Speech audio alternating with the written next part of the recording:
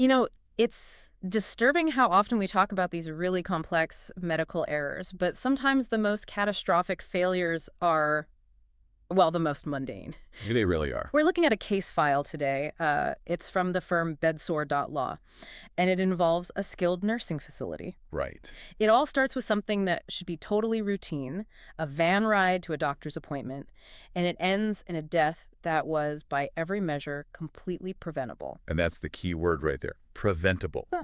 This isn't a high-risk surgery that went sideways. No. We're diving into a failure of the most basic safety protocol. And to really get the gravity of this, you have to look at the victim. Yeah. This was a 97-year-old woman.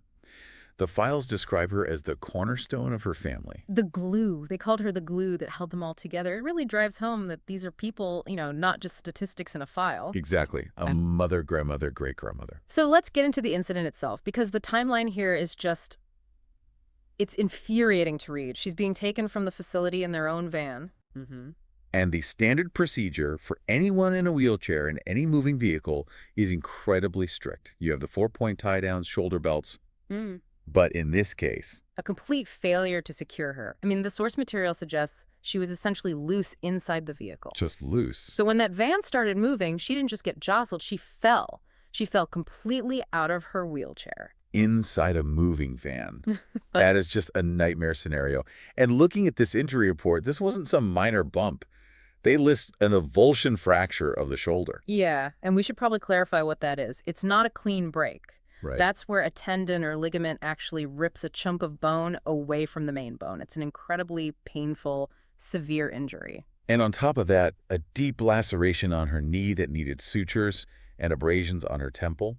But if we stop there, we're actually missing the real tragedy. We are. The fall was the catalyst, but the firm's investigation makes it very clear that what happened after the fall is what ultimately led to her death. This is the part of the file that is just so hard to process.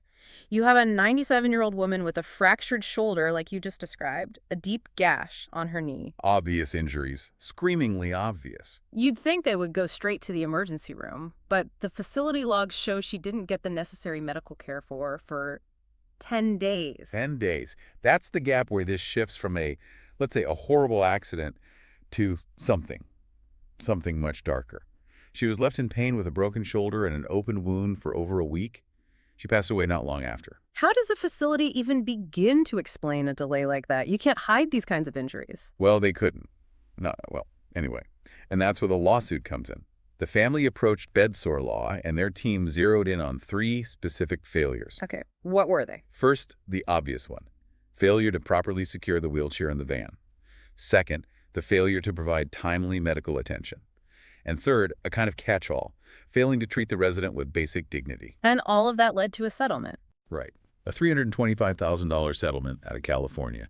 And that money is, it's essentially an admission that the system failed her. And we talk about systems all the time, but in these facilities, falls are the #1 preventable injuries. Always. It always comes down to training and protocol. If the driver is trained on how to use the tie-downs, the fall doesn't happen. If the nursing staff is trained to do a proper assessment after any incident, that 10-day delay, it's impossible. It really seems like a cascade of failures.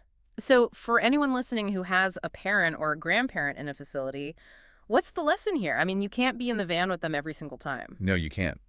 But you can be proactive. You can ask the tough questions before an accident happens.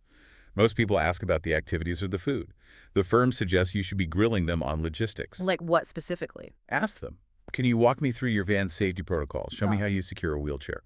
What's your emergency plan if something happens during transport?